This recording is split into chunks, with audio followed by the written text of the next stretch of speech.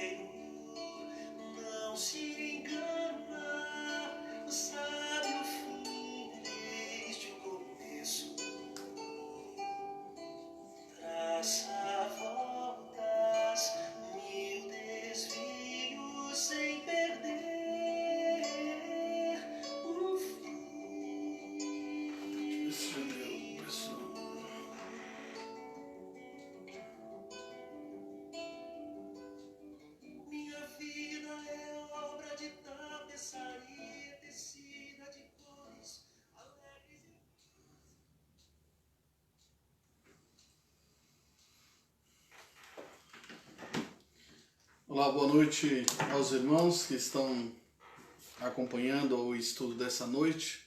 Que a graça e a paz do nosso Senhor Jesus Cristo alcance o lar, a vida dos irmãos. Estamos transmitindo hoje pelo Facebook da congregação e também pelo Facebook da Quarta Igreja. No Facebook da Quarta Igreja, os irmãos encontrarão o estudo, né, a transmissão da apostila, e no Facebook da congregação os irmãos podem interagir conosco, nos vendo e mandando também os seus comentários, as suas dúvidas, as suas perguntas, tá bom? Nosso boa noite para todos os irmãos aqui. Estou vendo alguns desde o princípio aqui. Aí, Denise, boa noite. A Lúcia, um momento só. A Lúcia, a Joana e o Zé Carlos, a Marizene, a Miriam, o Toninho, o presbítero Antônio, o presbítero Ricardo, a Gláucia, presbítero Nivaldo. Deus abençoe a todos, irmãos. Vamos lá? Vamos iniciar o estudo aqui orando a Deus. Querido Deus e Pai, em nome de Jesus nos achegamos a Ti, pedimos perdão pelos nossos pecados, se temos desagradado ao Senhor, e suplicamos que o Senhor nos ensine através do Teu Espírito nessa noite. Que o Teu Espírito Santo abra as nossas mentes, corações, entendimento, para, ó Deus, que a palavra aqui estudada encontre guarita em nossos corações. Abençoa todos os irmãos, todos os lares. Ó Deus, fala aos corações. Nós te rogamos em nome de Jesus. Amém. Vamos lá, irmãos. Então, vamos lá ao estudo dessa noite. Nós estamos na página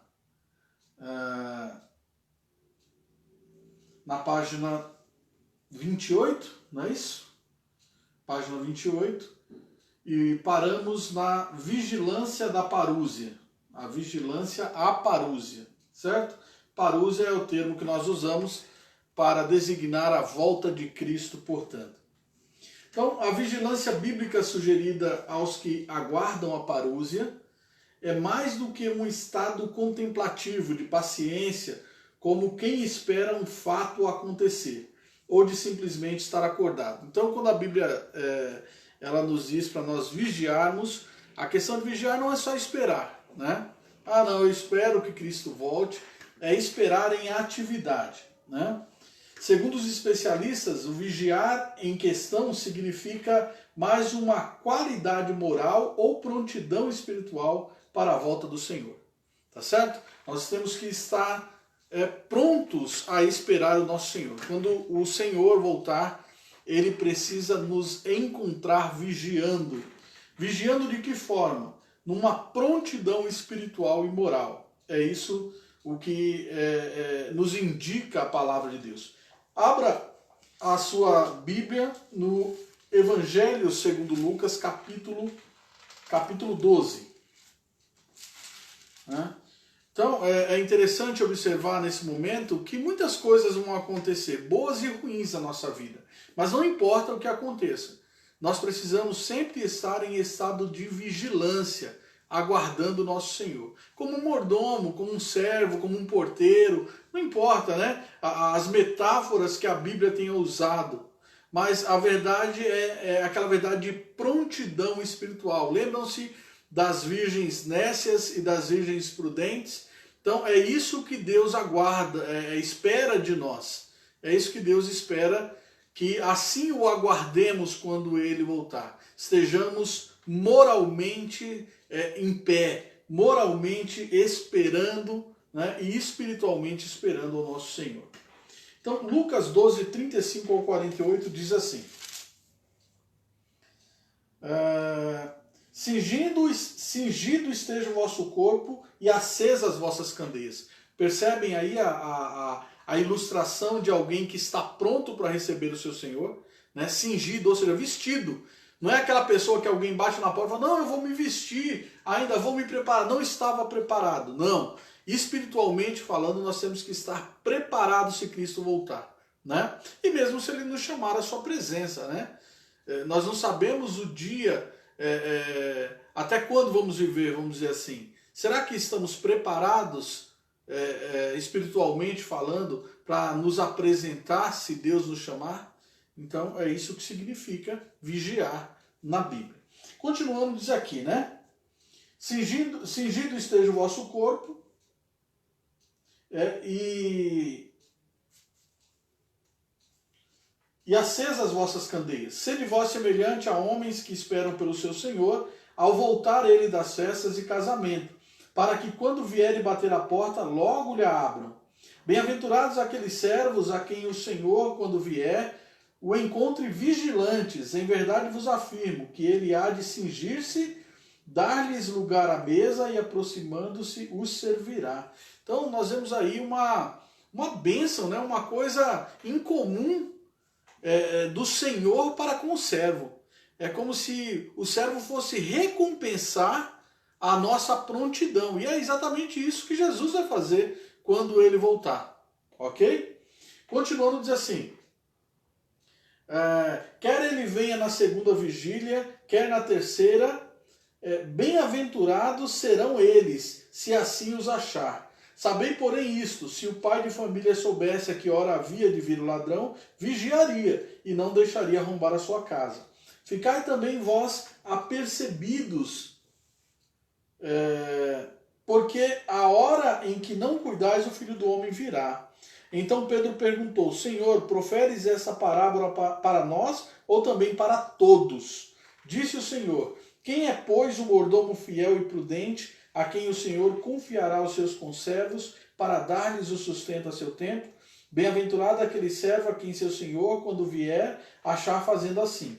Verdadeiramente vos digo que lhe confiará todos os seus bens. Mas se aquele servo disser consigo mesmo: meu Senhor tarda em vir, e passar a espancar os criados e as criadas, a comer, a beber e a embriagar-se, virá o Senhor daquele servo em dia em que não o espera, e em hora que não sabe, castigá-lo-á, lançando-lhe a sorte com os infiéis. Aquele servo, porém, que conheceu a vontade de seu Senhor e não se aprontou, nem fez segundo a sua vontade, será punido com muitos açoites. Aquele, porém, que não soube a vontade de seu Senhor e fez coisas dignas de reprovação, levará poucos açoites. Mas aquele a quem muito foi dado, muito lhe será exigido, e aquele a quem muito se confia, muito mais lhe pedirão. Em outras palavras, a pergunta dos apóstolos era: Senhor, isso é para todos ou somente para nós? Ele está dizendo que é para todos. Né? Só que, lógico, aos líderes espirituais, e nós temos alguns presbíteros nos ouvindo nessa noite, né? 3 presbíteros pelo menos, que Deus abençoe a vida dos nossos presbíteros, há uma responsabilidade maior, um peso maior sobre os ombros daqueles a quem Deus chamou para cuidar de um rebanho, para cuidar de outras pessoas. Então, a quem muito é dado, mais será exigido. A quem menos for dado, menos será exigido. Correto? Mas todos nós temos responsabilidade de estar prontos, vigiando, aguardando a volta do nosso Senhor. Então é isso que está falando aqui no texto, a vigilância da parúzia. Os homens devem estar espiritualmente acordados para atenderem ao seu Senhor, quando este retornar. Há de se observar que o fato do desconhecimento do tempo da parúzia, a vigilância deve ser constante e diligente. Então, ninguém vai poder alegar a Deus o seguinte: eu não sabia que horas o Senhor viria, que dia viria, então eu estou despreparado. Me espere um pouco, eu vou me preparar. Não vai haver isso, certo? Pelo contrário, já não é dito a que horas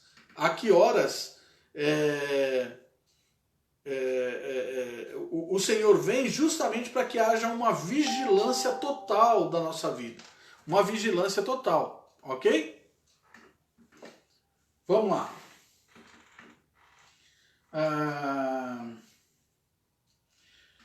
O apóstolo Paulo, entendendo que a cada dia a sua geração se aproximava mais da parúzia, descreveu aos cristãos romanos sobre essa vigilância, mas em termos de santificação. Correto? Então, vigilância significa, em outras palavras, a nossa santificação dia a dia, a nossa preparação para aguardar esse Senhor. Importa que sejamos achados servos fiéis. A Sueli está conosco também. Boa noite, Sueli. A Adriana, minha esposa. Deus abençoe todas vocês, viu? A Marizene, eu já tinha falado, né? E aí, Denise. Deus abençoe, irmãos. Vamos lá, continuando aqui. Então, lembrando aí para quem chegou, nós estamos transmitindo na página da Quarta Igreja o estudo, né? Lá vocês vão encontrar o estudo e a nossa voz. E aqui na página da congregação, vocês vão poder nos ver falando, tá certo? Então, vamos ver o que está escrito aqui, né? Então, vamos ver o que Paulo escreveu aos Romanos. Abra sua Bíblia aí se você quiser, em Romanos capítulo 13, versos 11 ao 14. Veja o que Paulo então, ele escreve acerca dessa vigilância, mas em termos de santificação, certo? A vigilância deve ser um estado de santificação do crente. Ele escreve assim, está transcrito na nossa apostila. E digo isto a vós outros que conheceis o tempo. Já é hora de vos despertardes do sono, porque a nossa salvação está agora mais perto do que quando no princípio cremos. Vai alta a noite, vem chegando o dia. Deixemos, pois, as obras das trevas e revistamo-nos das armas da luz. Andemos dignamente, como em pleno dia, não em orgias e bebedices, não em impudicícias e dissoluções, não em contendas e ciúmes, mas revesti-vos do Senhor Jesus Cristo, e nada disponhais para a carne no tocante às suas concupiscências. Certo? Então o apóstolo Paulo diz que está mais próximo cada vez essa salvação. Então, em outras palavras, o crente, quanto mais velho de igreja, quanto mais velho de... quanto mais tempo ele tem de conversão, mais santificado ele tem que estar. Ele tem que buscar essa santificação. Correto? Tem que buscar essa santidade. Por quê? Porque para ele se aproxima cada dia mais a volta de Cristo, né? Para todos nós. Para todos nós. Mas, de uma certa forma, os mais velhos vão encontrar a Cristo mais cedo. Se Cristo não voltar, né? Vão se encontrar, vão morrer e vão se encontrar com Cristo. Então, vale a mesma questão. Nós temos que nos santificar. Então, vigiar é santificar, é estar preparado moralmente e espiritualmente. Certo? Bem compreendido aí? Então, não é tanto aquela questão, né? Que alguns dizem assim, não, nós só precisamos aguardar. Eu aguardo a volta de Cristo. Mas de que jeito você aguarda a volta de Cristo, meu irmão? O que você tem feito que tem evidenciado que você é uma pessoa que aguarda a volta de Cristo? Eu aguardo. Não. Aguardar na Bíblia, vigiar, portanto, é se santificar, esperando, né? Estar pronto. A qualquer momento o nosso Senhor vai voltar. Então, que Ele te encontre pronto. O mesmo conselho paulino relacionado à vinda do Senhor aparece também em Tito. Tito 2, 11 a 13. Vamos ler lá? Tem vários autores bíblicos, né? Nós vamos ler alguns aqui. Tito 2, 11 a 13. Vamos lá no final das cartas de Paulo. Abra lá. Tito 2, do 11 ao 13. O que é que diz aí? Porquanto a graça de Deus se manifestou salvadora a todos os homens, educando-nos para que, renegadas a impiedade e as paixões mundanas, vivamos no presente século, sensata, justa e piedosamente, aguardando a bendita esperança e a manifestação da glória do nosso grande Deus e Salvador, Cristo Jesus. Ok? Então é dessa forma que os crentes têm que viver, né? Como o apóstolo Paulo diz aqui, renegadas a impiedade e as paixões mundanas, vivamos o presente século, sensata, justa e piedosamente, aguardando a bendita esperança e manifestação da glória do nosso grande Deus e Salvador Cristo Jesus. Tá certo? Então é aquela mesma questão ainda de santidade. Vejamos mais um texto. Pedro também. 2 Pedro 3, do 9 ao 12. Vamos lá. Vai mais para frente da sua Bíblia aí, 2 Pedro 3, do 9 ao 12. O que é que diz aí? Não retarda o Senhor a sua promessa, como alguns a julgam demorada. Pelo contrário, ele é longânimo para convosco, não querendo que nenhum pereça, senão que todos cheguem ao arrependimento. Virá, entretanto, como ladrão o dia do Senhor, no qual os céus passarão com estrepitoso estrondo e os elementos se desfarão abrasados. Também a terra e as obras que nela existem serão atingidas. Visto que todas essas coisas hão de ser assim desfeitas, deveis ser tais como os que vivem em quê, irmãos? Em santo procedimento e piedade, esperando e apressando a vinda do dia de Deus, por causa do qual os céus incendiados serão desfeitos e os elementos abrasados, o que ocorre aí? Se derreterão, diz o texto aí. Tá bom? Então, nós precisamos aguardar, sim, em santidade. Né? Devemos apressar a volta do Senhor em santidade. Tá certo? Muito bem. Estou vendo mais algumas pessoas entrando aí. Boa noite. Né? Meu tio Lenin também. Deus abençoe, tio. Sua bênção. A Cristina e a Neia. Muito bem. Vamos lá. Boa noite a todos. Vamos lá. Então essa é a apostila, né? Os irmãos que quiserem ter no celular, já está com 30 páginas, nós estamos ainda produzindo. Nós acreditamos que no final dessa apostila ela terá por volta de umas 70 páginas. Né?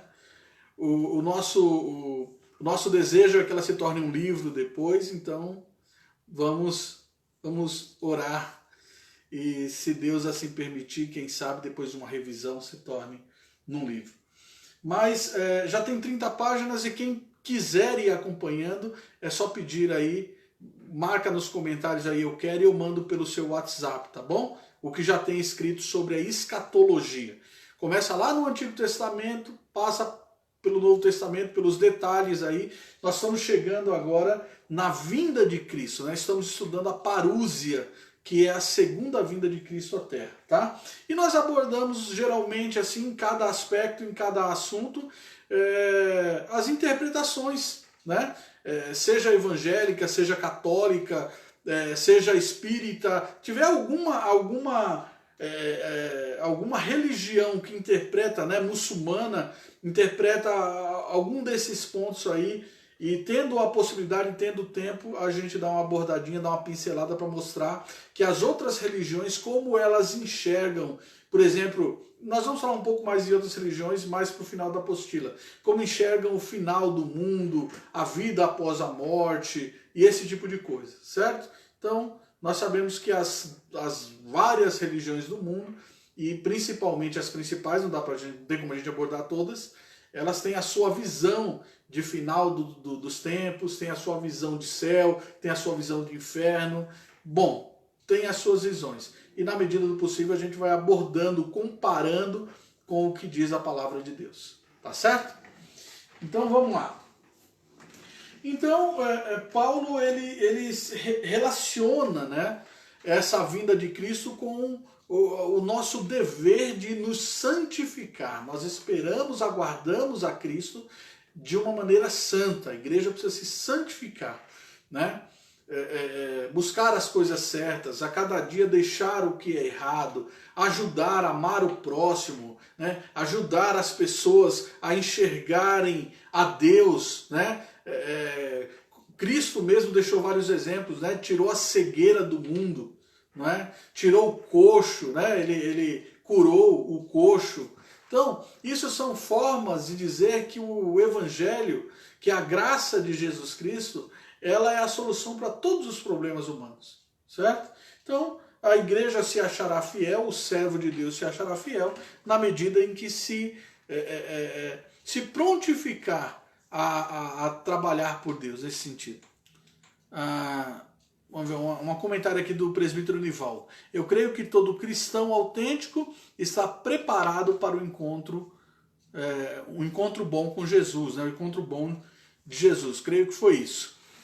Sim, nós também cremos, mesmo porque essa santificação não depende somente de nós, mas do Espírito Santo de Deus. Ele nos fortalece, né?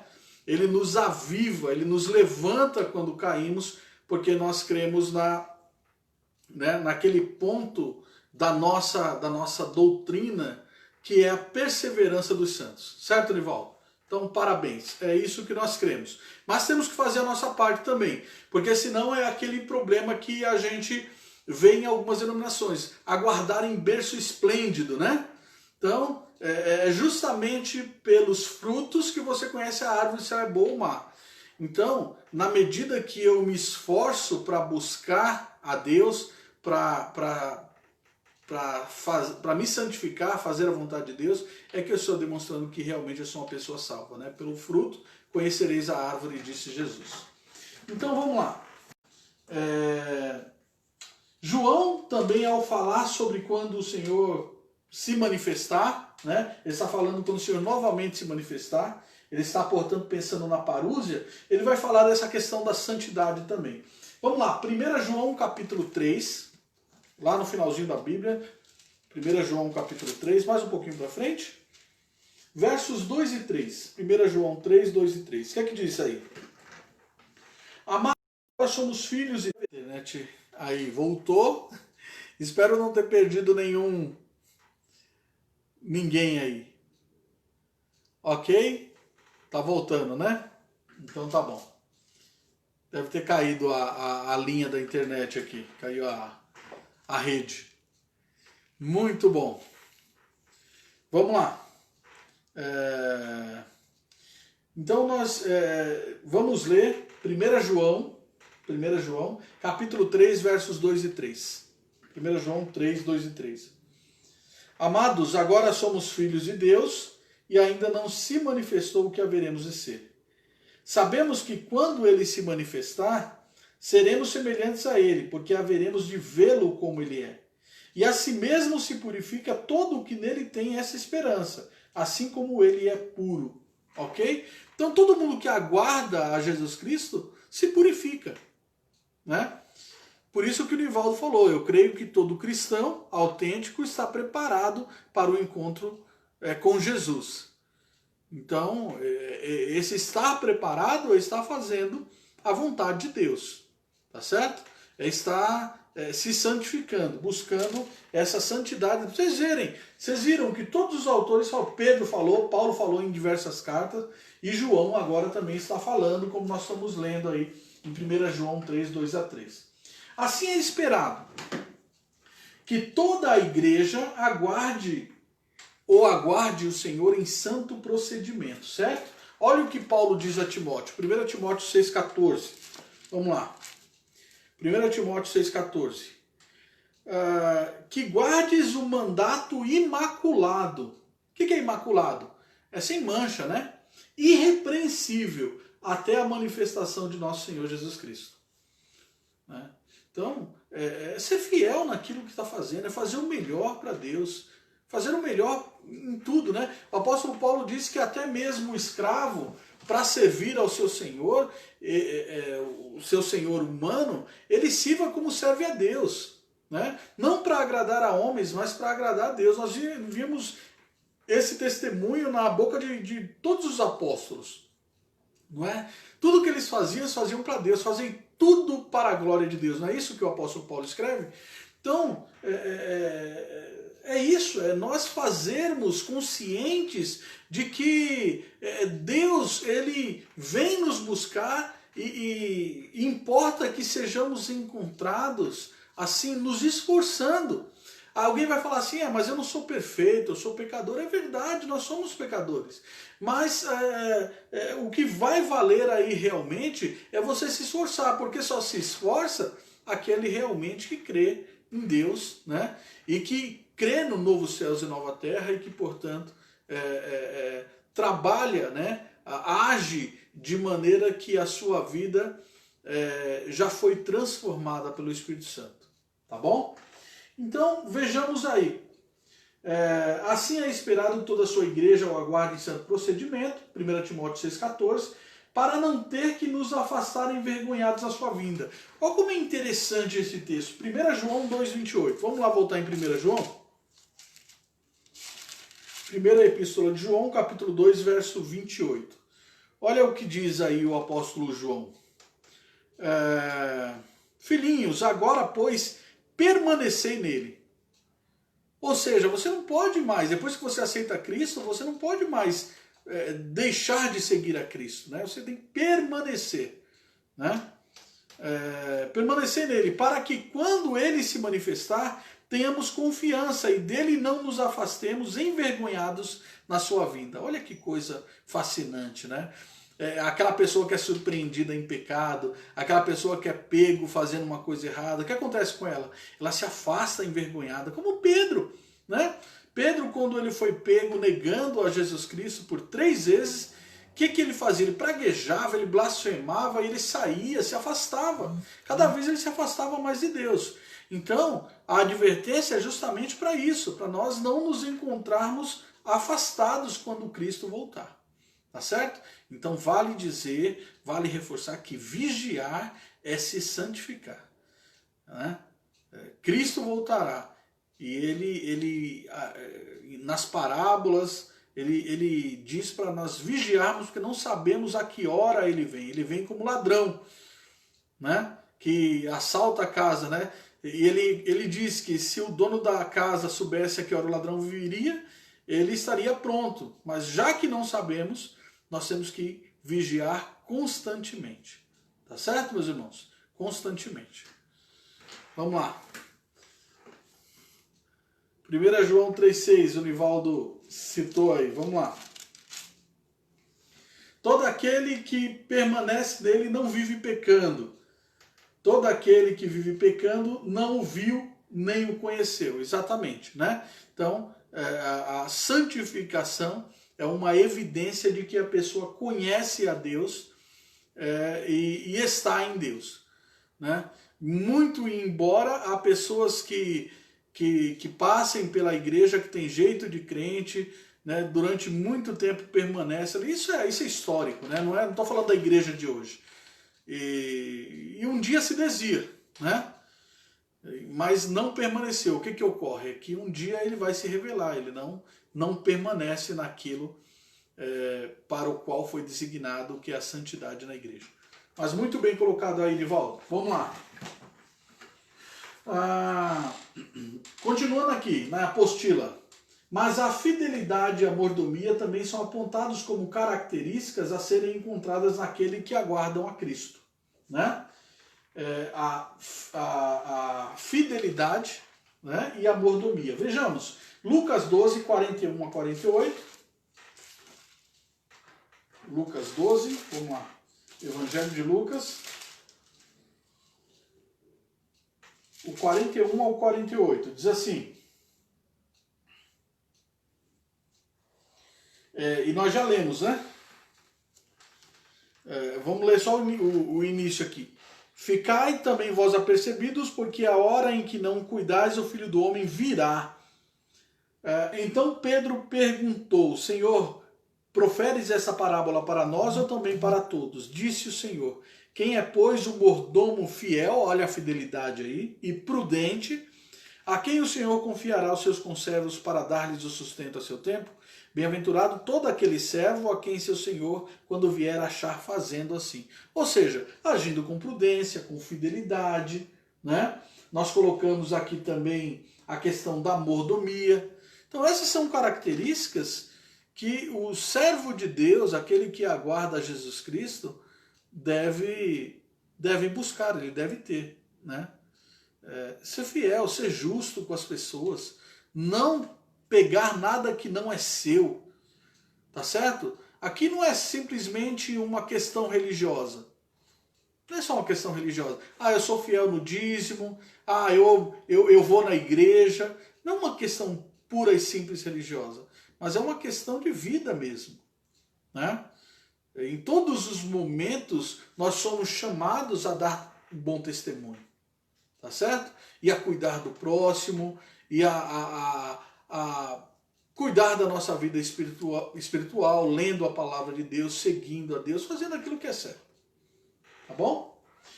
Ainda, Lucas 19, do 11 ao 27, olha lá. Lucas 19, do 11 ao 27, diz assim: ouvindo eles essas coisas, Jesus propôs uma parábola, visto estar perto de Jerusalém, e lhes parecer que o reino de Deus havia de manifestar-se imediatamente. Então disse: certo homem nobre partiu para uma terra distante, com o fim de tomar posse de um reino e voltar. Então Jesus contava essas histórias, essas parábolas, para ilustrar sobre o reino de Deus, né? Para deixar esse entendimento aos seus discípulos, aos seus seguidores, uma forma mais fácil de compreender, portanto. Então diz: certo homem nobre partiu para uma terra distante, com o fim de tomar posse de um reino e voltar. Chamou 10 servos seus, confiou-lhe 10 minas e disse-lhes: negociai até que eu volte. Ó a fidelidade de novo. Confiou-lhes 10 minas. Minas era dinheiro antigo, né? Ok? Mas os seus... até que eu volte. Mas os seus concidadãos o odiavam e enviaram após ele um embaixador dizendo: não queremos que este reine sobre nós. Quando ele voltou, depois de haver tomado posse do reino, mandou chamar os servos a quem dera o dinheiro, a fim de saber que negócio cada um teria conseguido. Compareceu o primeiro e disse: Senhor, a tua mina rendeu 10. Respondeu-lhe o Senhor: muito bom, servo bom, porque foste o quê? Fiel no pouco. Terás autoridade sobre 10 cidades. Veio o segundo dizendo: Senhor, a tua mina rendeu 5. A esse disse: terás autoridade sobre 5 cidades. Veio então o outro dizendo: eis aqui, Senhor, a tua mina, que eu guardei embrulhada num lenço. Pois tive medo de ti, que és homem rigoroso, tiras o que não puseste e ceifas o que não semeaste. Certo? Respondeu-lhe: servo mau, por sua própria boca te condenarei. Sabias que eu sou homem rigoroso, que tiro o que não pus e ceifo o que não semeei? Por que não puseste o meu dinheiro no banco? E então, na minha vinda, eu receberia com juros? E disse aos que o assistiam: tirai-lhe a mina e dai-lhe ao que tem as 10. Eles ponderaram: Senhor, ele já tem 10. Pois eu vos declaro: a todo o que tem, dar-se-lhe-á, mas o que não tem, o que tem, lhe será tirado. Até o 27. Quando, porém, a esses meus inimigos que não quiseram que eu reinasse sobre eles, trazei-os aqui e executai-os na minha presença. Bom, é uma história de um rei antigo. Jesus usa isso para ilustrar a volta a sua volta, portanto, que é Senhor de toda a terra. Importa que aquilo a que Deus nos confiou, nós possamos multiplicar. É lógico que é uma metáfora. Isso não quer dizer que você hoje tenha um carro e precisa ter 10, que você tenha 2, 3 mil no banco e precisa multiplicar isso por 10 ou por 20, não é nada disso. Mas é os dons, os talentos que Deus tem confiado para nós realizarmos o seu trabalho, para a igreja realizar o seu trabalho. Então importa nós colocarmos isso diante de Deus e trabalharmos com pouco. Não é? Porque Deus faz do pouco muito. Lembram-se da multiplicação dos pães e peixes, né? 3 pães e 5 peixinhos, e Deus alimentou, e Jesus alimentou uma grande multidão, não é verdade? Então, Deus nos dá essa capacidade também de com pouco realizarmos muito, né? Desde que sejamos fiéis ao que Ele nos manda, né? E sejamos assim encontrados trabalhando e não ociosos para Deus. Tem mais um texto aqui, eu não vou ler, Mateus 25, do 1 ao 40, também são outras parábolas, não é? Que vão enfatizar justamente essas características da mordomia e da fidelidade. Tá certo? Então, santidade, mordomia e fidelidade. É isso que significa vigiar. Bom, e finalmente o amor. O amor. Vigiar também é amar, né? O amor é uma característica essencial àqueles que aguardam o Senhor, né? Vamos lá? Mateus 23, 31 em diante. Mateus 23, 31 em diante, né? Por que o amor, né? O amor é tão precioso nessa questão de aguardar ao Senhor. Porque, irmão, se tirar o amor, só sobra religiosidade. Não é verdade? Se eu dou o dízimo porque eu quero ter mais, porque eu sei que Deus vai me abençoar, isso é só religiosidade. Se eu, né? É o que o apóstolo Paulo diz em 1 Coríntios 13. Que adianta eu dar o meu corpo para ser queimado se eu não tiver amor? Se isso não foi um ato de amor, né? É como o símbolo que retine lá, né? Então, o importante é nós fazermos todas essas coisas, sermos encontrados fiéis, trabalhando para Deus, mas com amor a Deus, né, amor pela sua obra e amor ao próximo. E amor ao próximo. Porque sem amor só sobra religião, só religiosidade, né? E isso nós sabemos que está cheio por aí. Está cheio por aí de religiosidade. Então, nos nossos atos, nos atos da igreja, Deus espera que sejamos encontrados pessoas religiosas, ainda que religiosas, mas trabalhando por amor. A obra, a Deus e ao próximo. Vejamos aqui Mateus 23, do 31 ao 46. Olha só o que Jesus vai dizer. Mateus 23, 31. Mateus 23, não. Mateus 23. Não tem o 46. O que eu estou falando aqui? Muito bem. Não é Mateus 23. Um momentinho só. É quando Jesus fala da volta.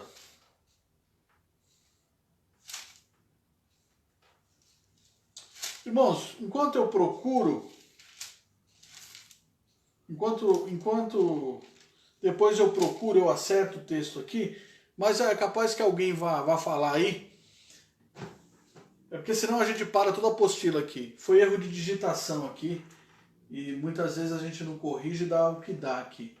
É a passagem, portanto, em que na volta de Cristo, né, ele vai falar sobre como agimos, se demos de beber, se demos alimento às pessoas, aos pequeninos, tá bom? Então a gente já vai encontrar, e quando encontrar aqui a gente volta ao texto.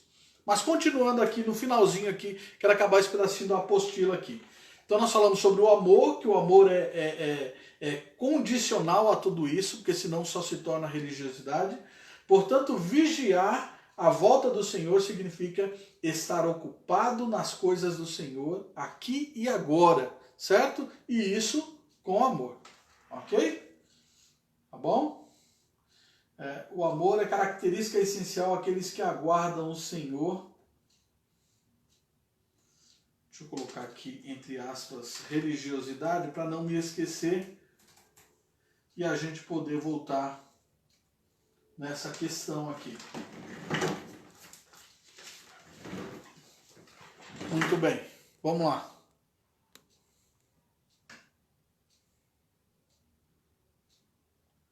Vamos lá. Próximo ponto, portanto, aqui da nossa apostila, a gente vai voltar já no texto lá.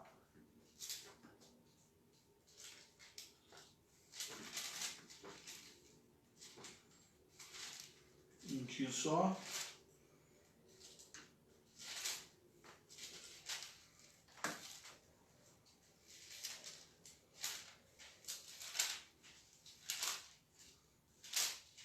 Muito só, irmãos.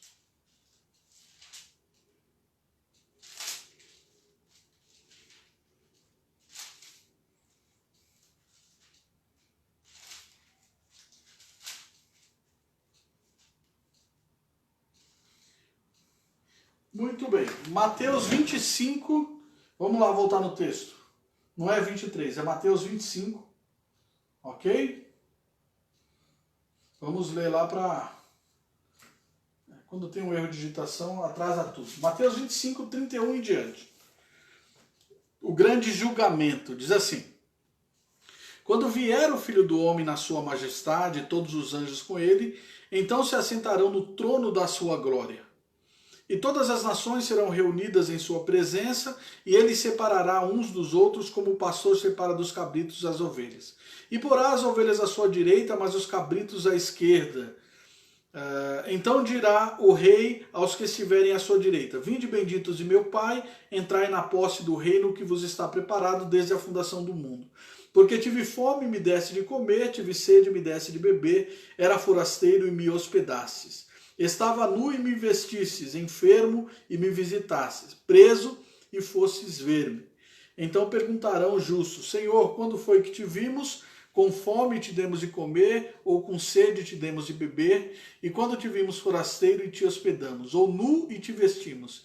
E quando te vimos enfermos ou preso e te fomos visitar? O rei respondendo lhes dirá: em verdade vos afirmo que sempre que o fizesse a um desses meus pequeninos irmãos, a mim fizesse. Então o rei dirá também aos que estiverem à sua esquerda: apartai-vos de mim, malditos, para o fogo eterno, preparado para o diabo e seus anjos. Porque tive fome e não me desses de comer, tive sede e não me desses de beber, sendo forasteiro não me hospedastes, estando nu não me vestistes, achando-me enfermo e preso não fostes ver-me.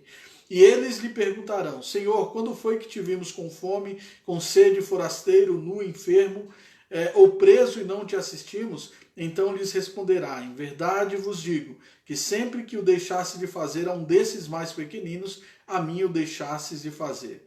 Irão esses para o castigo eterno, porém os justos para a vida eterna. Então nós vemos claramente aqui que na vinda, né, na questão do juízo, o que vai prevalecer, entre outras coisas, né, da fidelidade, da santidade, da mordomia, também é o amor. Também é o amor. Porque atos, simplesmente por fazer, por obrigação, né, como se fosse a pessoa simplesmente obedecesse, né, aí é só religiosidade. Era o que muitas vezes os fariseus faziam, né? Davam o dízimo do endro, do cominho, mas o que eles faziam? Nem honravam pai e mãe. Nem honravam pai e mãe. Então, tudo que está escrito na Bíblia, nós devemos fazer. Mas devemos fazer com a consciência de que temos que ajudar o nosso próximo, que devemos amar o próximo, né? E de que devemos amar a obra de Deus, fazemos por amor a Deus, porque sabemos que Deus age através, não é, das suas obras também, no sentido de aguçar o coração das pessoas que vão receber o Evangelho, né? Se tem um versículo assim que fala muito ao nosso coração, né? É o versículo de Mateus capítulo 5, não é? Que diz: vós sois a luz do mundo, Mateus 5,14, vós sois a luz do mundo, não se pode esconder a cidade edificada sobre um monte, nem se acende uma candeia para colocá-la debaixo do alqueire, mas no velador, e alumia todos os que se encontram na casa. Ou seja, que os crentes são a luz do mundo, é dever do crente iluminar o mundo. Mas iluminar como? Aí o verso 16 vai dizer assim: assim brilhe também a vossa luz diante dos homens, para que vejam o quê? As vossas boas obras e glorifiquem a vosso Pai que está nos céus. Então, a igreja, aí entra a questão do testemunho, do amor, né, dessa ajuda ao próximo, certo?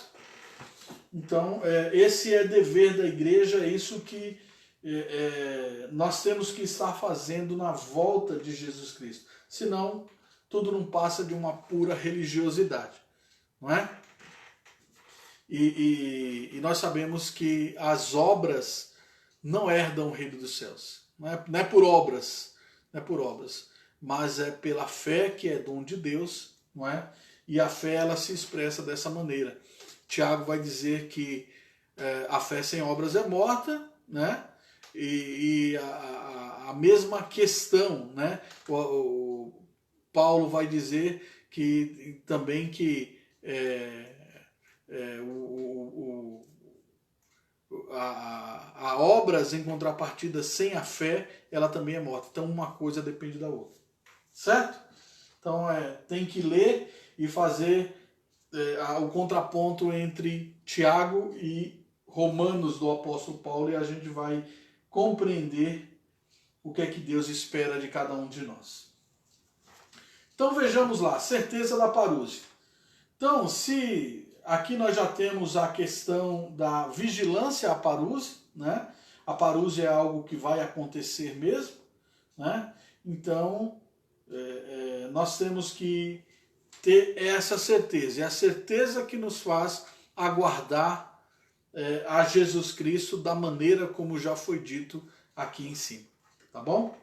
Vejamos aí. O verbo mais frequente usado no Novo Testamento para se referir à parúzia é exomai, que literalmente significa eu venho. Né? Parúzia, eu venho. Esse verbo foi empregado por Jesus.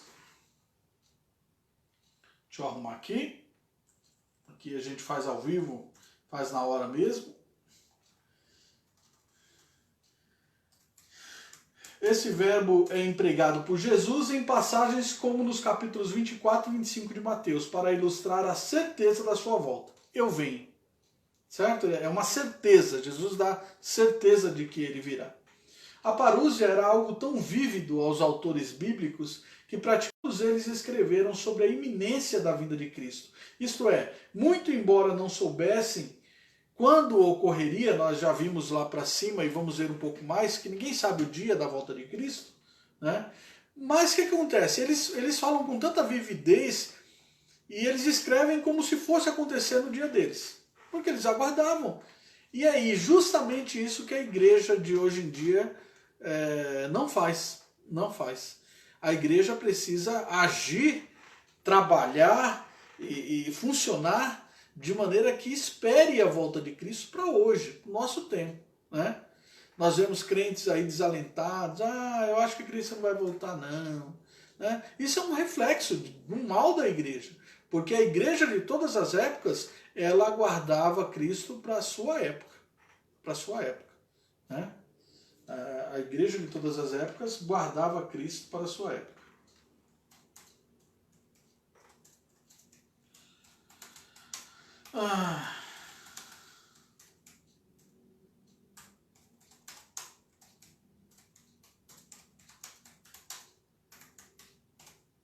Vamos lá.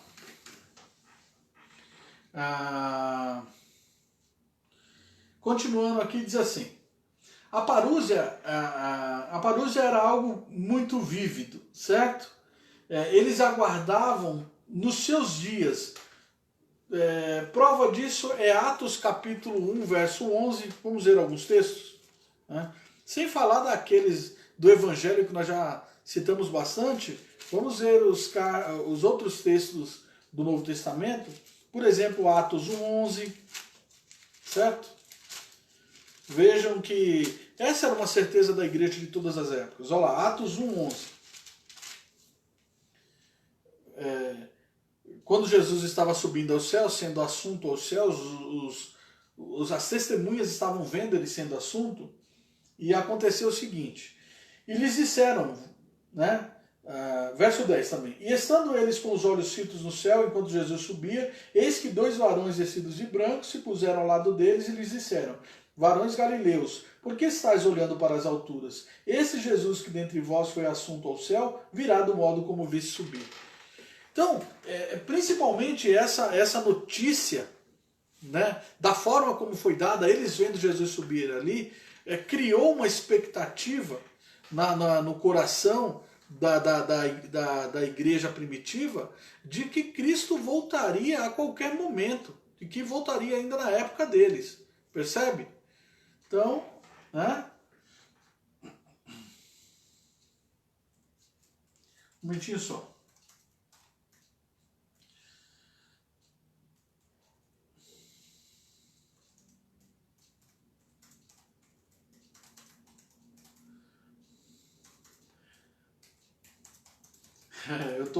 Estou escrevendo aqui, senão eu esqueço.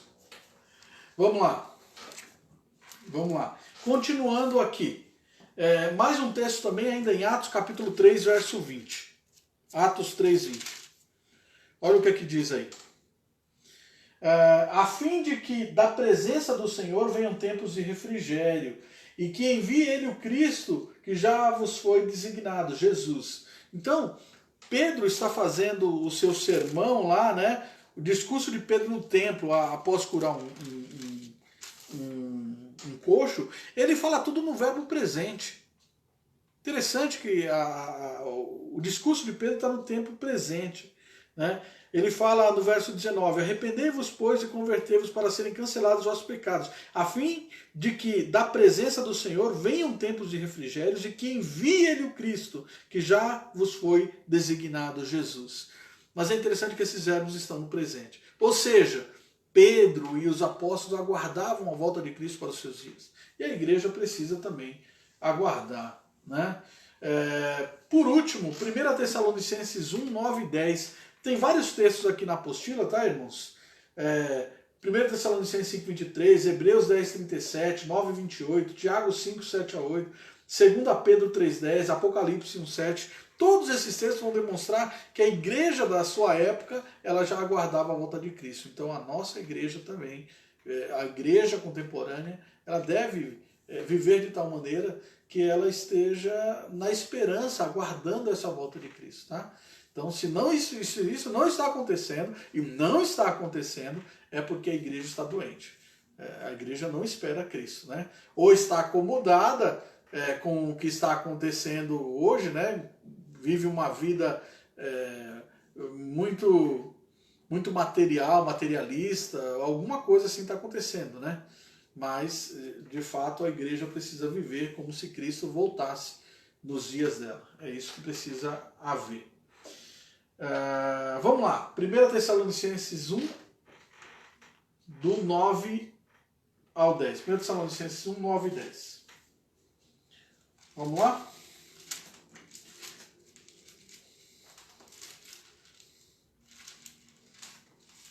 Vamos lá que eu estou achando aqui. 1 Tessalonicenses 1, 9 e 10. Diz assim: pois eles mesmos, no tocante a nós, proclamam que repercussão teve o nosso ingresso no vosso meio, como deixando os ídolos, vos convertesse a Deus para servirdes ao Deus vivo e verdadeiro. Paulo estava escrevendo à igreja de Tessalônica, que muitos ali haviam se convertido. Mas olha só, e para aguardardes dos céus o seu Filho, a quem ele ressuscitou dentre os mortos, Jesus, que nos livra da ira vindoura. Já a igreja de Tessalônica aguardava a Jesus Cristo. Não é fascinante isso? Né? Uma igreja tão antiga que ocorreu há mais, né, há 2000 anos atrás, né, aproximadamente 2000 anos atrás, e era uma igreja que já aguardava naquele tempo a volta de Cristo. Então, por que não temos aguardado, né? Então, diante dos testemunhos da igreja primitiva, que os conduziu incólumes no mundo, né, à espera do seu Senhor, e como bem ficou provado, cremos que esta também deva ser a atitude de toda a igreja contemporânea. A igreja de todas as épocas aguardava a Cristo para a sua época, ok? Conforme Atos 1:11, né, a partir desse momento a igreja passa a esperar na volta de Cristo. Esperar a volta de Cristo. Ok? Então, é essa certeza que a igreja precisa ter. A igreja precisa ter a certeza de que Cristo vai voltar, primeiro lugar. Segundo lugar, tendo essa certeza, ela deve viver de forma condizente e aguardar como se Cristo voltasse hoje. Tá certo? Como se Cristo voltasse hoje, ou melhor dizendo, né, dentro da nossa época. Dentro da nossa época. Essa deve ser a esperança de toda a igreja, todos os tempos. Irmãos, vamos a um ponto aqui, eu acho que esse vai ser nosso último ponto de hoje. As formas de como se dará a volta de Cristo. Né? Por que isso? Porque alguns acreditam, né, alguns algumas seitas, algumas religiões acreditam que Cristo já veio de maneira invisível, ou que Cristo vai voltar de forma invisível, né? O pós-milenismo é uma característica que devemos abordar mais à frente aí, que enxerga algo, né, mais ou menos envolvido por essa doutrina de que as coisas vão acontecer assim muito de forma muito lenta, muito invisível. Então nós temos que tomar cuidado com isso, né? Como se dará a volta de Cristo, você sabe? A primeira coisa é uma volta pessoal, né? Alguns dizem que Cristo vai voltar em espírito, que Cristo vai voltar encarnado em outra pessoa, tanto é aí os muitos Cristos da história, né? Os falsos Cristos, o Henri Cristo e outros que disseram que são a encarnação de Jesus Cristo, né? Mas uma das características que Cristo deixou sempre na igreja, no testemunho para a igreja, é que a sua volta seria pessoal. E Paulo vai dizer isso em 1 Tessalonicenses 4,16. Olha o que Paulo vai dizer. 1 Tessalonicenses 4,16. Porquanto o Senhor mesmo é o Senhor mesmo. Dada a sua palavra de ordem, ouvida a voz do arcanjo e ressoada a trombeta de Deus, descerá dos céus e os mortos em Cristo ressuscitarão primeiro. Então essa palavra mesmo é o Senhor mesmo, né? É a pessoa, é Ele mesmo, né? É a pessoa, é o Cristo que foi assunto aos céus, como lá em Atos foi dizer, ó, esse Cristo que vocês estão vendo subindo, ele voltará na nuvem de novo. Tá bom? Então, como se dará a volta de Cristo? De maneira pessoal. Tá certo? É a pessoa de Cristo, não é o Espírito de Cristo, né? Ah, o Espírito de Cristo está por aí, está rondando, Cristo já voltou. Cuidado com esse tipo de pregação, com esse tipo de doutrina, tá certo? Ele nega a vinda pessoal de Cristo e, portanto, nega as Escrituras Sagradas. Visível, de forma visível, né? Os olhos verão e ouvirão a Cristo, diz os textos. Por exemplo, Mateus 24, 27. Olha lá o que diz. Mateus 24, 27. Diz assim: porque assim como o relâmpago sai do Oriente e se mostra até no Ocidente, assim há de ser a vinda de quem? Do Filho do Homem. Você não vê o relâmpago, né? Você olha para o céu e vê o relâmpago. Então vai ser visível. A vinda de Cristo vai ser visível. Certo? Ainda a questão visível, Atos 1:11. Não vou nem ler. Nós já lemos várias vezes. Né? Então, olha, varões galileus, esse Jesus vocês estão vendo, ele vai voltar da mesma forma que vocês estão vendo ele. Então vai ser visível, a olhos nus, as pessoas verão a Cristo. Apocalipse 1:7. Vamos lá. Apocalipse, capítulo 1, verso 7. Eis que vem com as nuvens, e todo olho o verá, até quantos o transpassaram, e todas as tribos da terra se lamentarão sobre ele, certamente. Amém. Então, a vinda, a volta de Cristo será pessoal e visível, certo? A ponto das pessoas, né? Aqui, da mesma forma, né, que tem uma aplicação ampla, tanto quantos o crucificaram e o transpassaram, representa as pessoas, né? As pessoas por causa do, né, que Cristo morreu, tanto os judeus, quanto os romanos, quanto nós, né? Por causa dos nossos pecados ele foi crucificado, então todos verão ele, certo? Outra forma que Cristo virá é em poder e glória. Cristo ele veio humilhado. Lá em Filipenses nós vemos, né, que ele deixou a sua forma, teve usurpação, deixar a forma, né, de Deus. Então ele se humilhou na forma humana. Mas Cristo agora, apesar de voltar no corpo físico humano ainda, porque isso nunca vai deixar de ser, somente é uma maneira extraordinária, né? É um novo corpo, é um corpo ressuscitado. Nós não sabemos exatamente como é esse corpo, mas é um corpo em que ele ainda traz as marcas, porque ele, depois de glorificado ainda, ele disse, né? Olha, disse àqueles que duvidavam da sua ressurreição, aqui estão as marcas dos cravos, e ele mostra, e ele já tinha ressuscitado. Portanto, ele volta com esse corpo, mas em poder e glória, não mais para ser humilhado, ele volta agora como rei e como juiz, tá certo? E a Bíblia deixa muito claro que essa volta é em poder e grande glória, né? A ponto dos anjos do céu o acompanharem, né? Milhões e milhões de anjos vão acompanhar Jesus nessa volta, inclusive vão fazer a ceifa, separar os justos dos injustos, são os anjos que fazem isso, nós vimos lá no texto que nós lemos parcialmente. Mateus 24:30, veja aí. Estamos terminando essa parte aqui, tá? Mateus capítulo 24, verso de número 30. Diz assim: então aparecerá no céu o sinal do Filho do Homem. Que sinal é esse? Nós vamos falar um pouco sobre sinal nas próximas aulas, os sinais da volta de Cristo. Então, o sinal, mais adiantando um pouco aqui, alguns autores que nós lemos, o maior sinal da vinda do Filho do Homem é o próprio Cristo nas nuvens, tá bom? É o próprio Cristo nas nuvens, é o maior sinal da volta, que ele está voltando, todo olho verá, como um relâmpago se põe do Oriente ao Ocidente, todos veem o relâmpago, então nós vamos ver a volta de Cristo também. Então vai ser pessoal, visível, em poder e glória. Mateus 24:30. Então aparecerá no céu o sinal do Filho do Homem, todos os povos da terra se lamentarão e verão o Filho do Homem vindo sobre as nuvens do céu, com poder e muita glória. Muita glória. Certo? Poder e glória, então ele voltar. 2 Tessalonicenses 1:7. Segunda epístola de Paulo a Tessalonicenses 1:7. Segunda.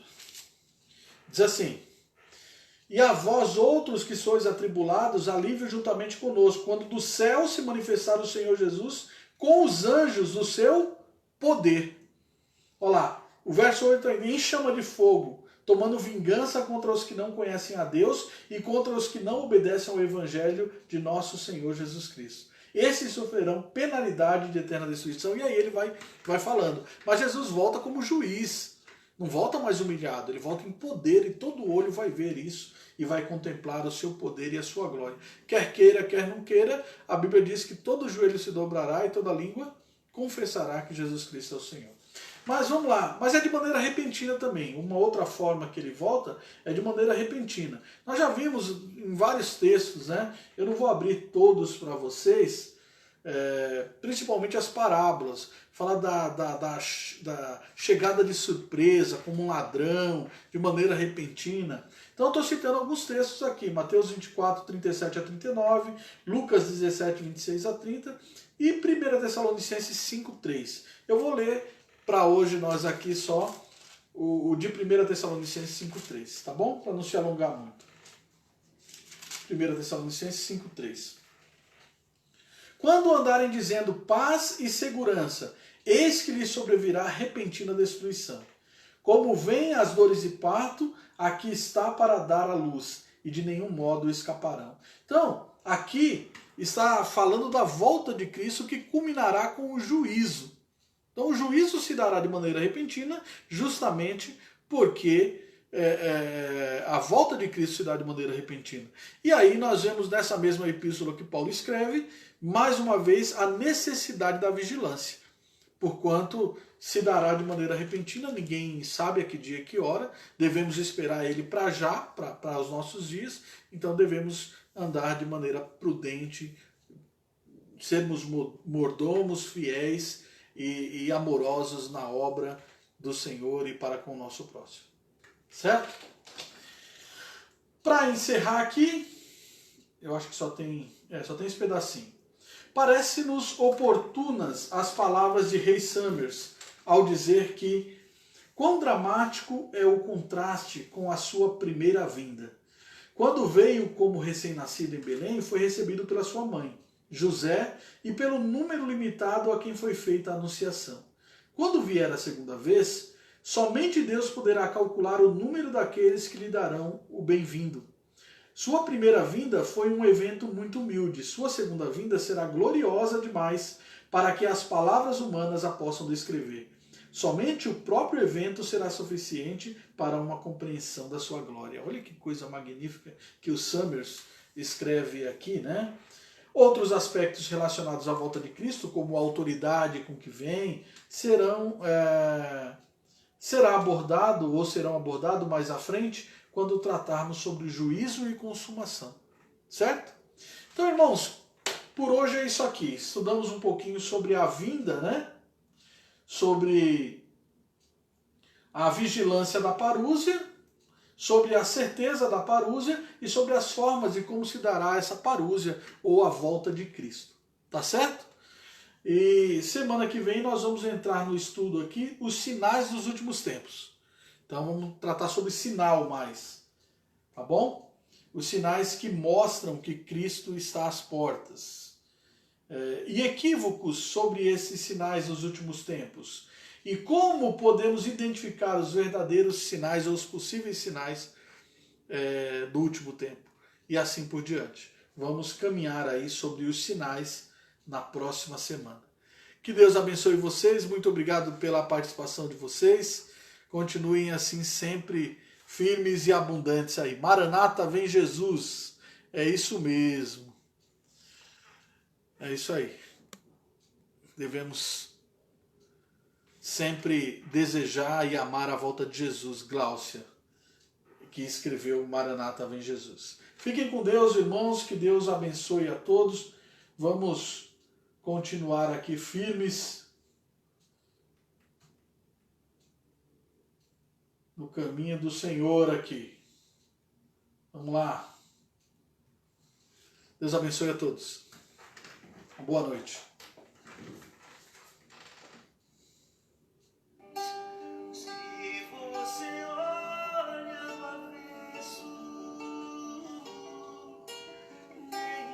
Imagina o desfecho.